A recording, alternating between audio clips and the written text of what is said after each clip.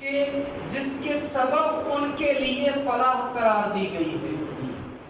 اچھا، جو پہلا بیچ آج کی زبان میں کہوں گا، جو پہلا گروہ جس کے بارے میں یہ کہا جاتا ہے کہ 30,000 افراد مشتمل تھا، معصوم کے شاگردوں میں سے، سرکار صادق کے شاگردوں میں سے، یا 40,000 یا 70,000، ان میں سے کوئی ایک تعداد ہے، مختلف تعداد مختلف لوگوں نے لکھ رکھی ہے۔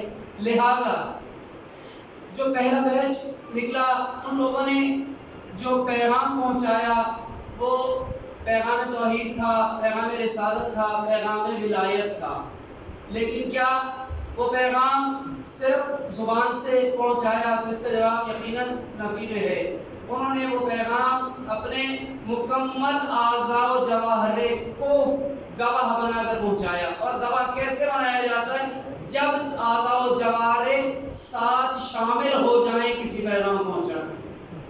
یعنی آپ کی آنکھ وہ کام نہ کر سکے، اگر کوئی خدا نخواستہ چاہے بھی، جس سے خدا راضی نہیں رہے گا، وہ کام نہ کر سکے، آنکھ، ہاتھ وہ کام نہ کر سکے، پاؤں اس راستے پہ قدم نہ اٹھا سکے، یہ ہے گواہی۔ ٹھیک ہے، آئیے اب دکھاتے ہیں آپ کو سرکار صادق کے دور میں ایک واقعہ ہوا۔ بہت سارے واقعات ہیں اپنے حوالے سے، وہ چونکہ یہاں اساتذہ موجود ہیں، ان کا حق ہے اور وہی بیان کریں گے۔ ایک شخص ہے کوفے کا، اس نے طلاق دی ہے اپنی زوجہ کو۔ اب طلاق دی، آ گیا اگلے دن مولوی کے پاس، بلکہ مولوی لفظ غلط استعمال کر گیا، ملا کے پاس آ کے سوال کیا کہ میں چونکہ طلاق دے بیٹھا ہوں، لہٰذا کوئی ذریعہ رجوع کا قرار دیں۔ اب انہوں نے جو ذریعہ قرار دیا، ممبر کی تہذیب اجازت نہیں دیتی کہ میں وہ لفظ استعمال کر سکوں۔ پہنچ آپ گئے، پیغام پہنچانا مقصد تھا۔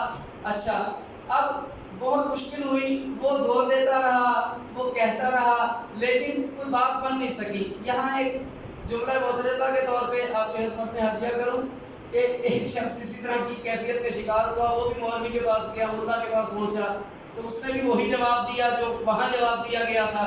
لیکن جب وہ اٹھنے لگا نا، تو اس نے کہا کہ اتنا مسئلہ یہ ہے کہ میں 10,000 روپیہ بھی لایا تھا، میں چاہتا تھا کہ یہ جو آپ مدرسہ چلا رہے ہیں اس کی خدمت ہو جائے۔ تو مولانا نے فوری طور پہ آہستہ سے پوچھا، آپ نے لفظ طلاق کہا تھا یا طلاق کہا تھا؟ جیسے ہی پوچھا، اس نے کہا نہیں، میں نے طلاق کہا تھا۔ اچھا، پھر طلاق جاری نہیں ہو سکی، کیوں؟ کیونکہ تیز سے نہیں ہوتی، تمہیں سے ہوتی ہے۔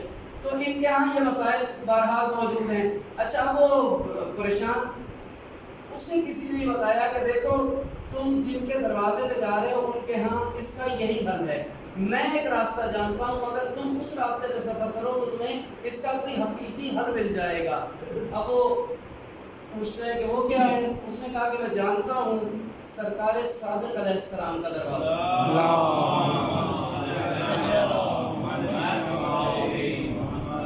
اگر تم چاہتے ہو تو جاؤ اور مدینے میں ان کے پاس ان سے اپنے مسئلے کا حل دریافت کرو۔ کہتا ہے کہ ٹھیک ہے۔ اب اس نے مدینے کا سفر کیا، مدینے پہنچا، آیا ایک شخص کے پاس جو قصاب ہے، اس سے آ کے براہ راست مولا کا نام لے کے سوال کیا کہ میں ملنا چاہتا ہوں۔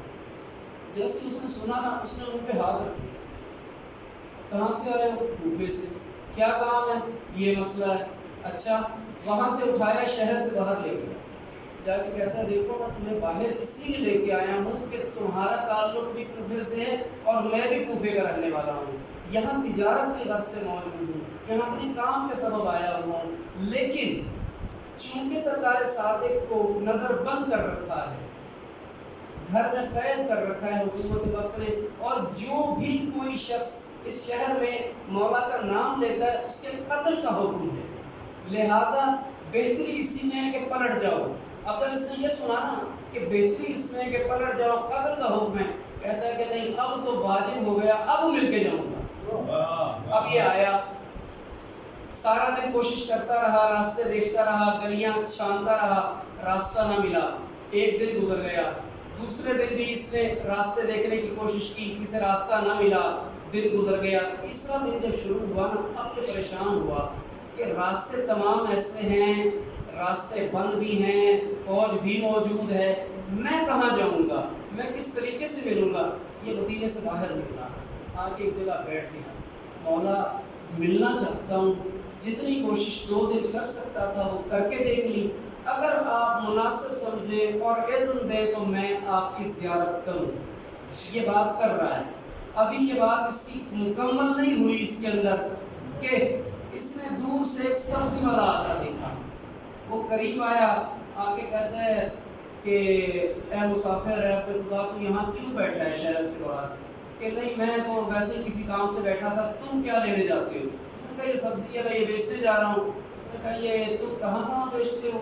उसने बताया कि मदीने की फलां गली में, फलां मोहल्ले में, फलां जगह जाता हूँ और बेचता हूँ अपना सामान।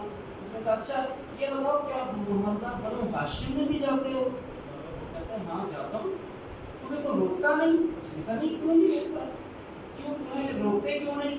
मुझे रोकते इसलिए नहीं है क्योंकि मैं तो सब्ज़ी फरोश हूँ, मैं तो सामान बेचने जाता हूँ, इसलिए मुझे कोई नहीं रोकता।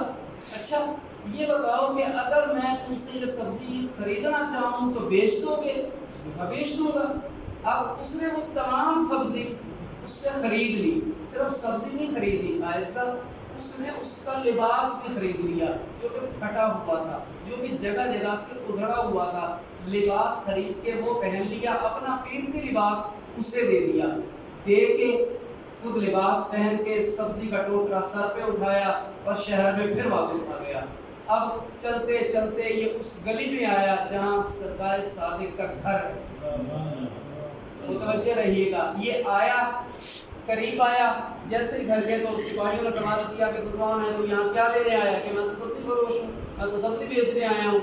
थोड़ा सा और आगे हुआ, जब ये सरकार सादिक के घर के करीब से गुजरने लगा ना, तो अब इसने चेहरा उधर नहीं किया, देख सीधा रहा है और कह रहा है मौला यहाँ तक मैं आ गया, अब आगे आपकी अपनी मर्जी, अब ख्वाहिश आपकी।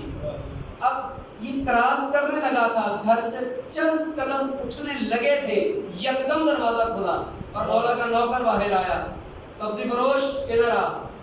उसे लेके अंदर चले गए। अब जैसे ये अंदर आया ना, इसने माहौल देखा, तबीयत राजी हुई इसकी। अब इसने किया क्या, इसने बैठ गया, चूंकि हुक्म ये था कि तुम बैठ जाओ, सब्जी का यहाँ ये रख दो अपना टोकरा। सरकार तशरीफ लाए, ये उठने लगा कि मैं जाके कदम बोसी करूँ, इशारे से रोक दिया, वहीं रुक जाओ। मौला बैठ गए।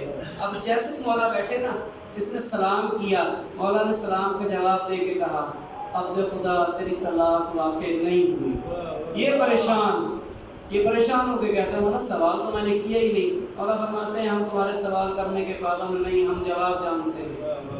ये फिर परेशान हुआ, कहते हैं मौला अगर बात ये है तो फिर जो बाहर के हालात, मौला फरमाते हैं परेशान ना हो, ये तुम्हें कुछ कह नहीं पाएंगे।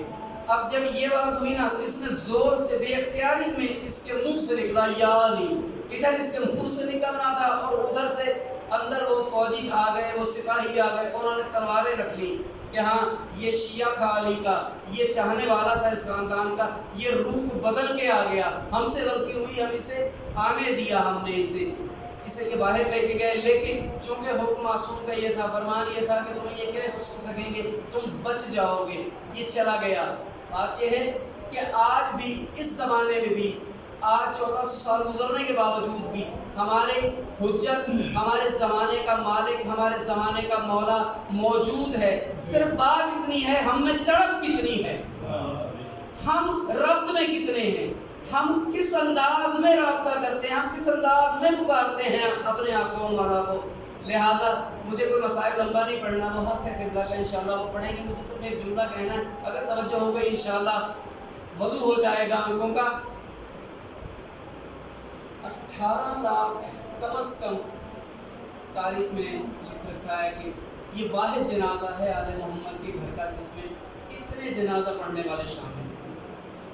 लेकिन एक जुमला कहना है मुझे, उस 18 लाख में एक वो भी शामिल है जो 14 साल तक कैदी है।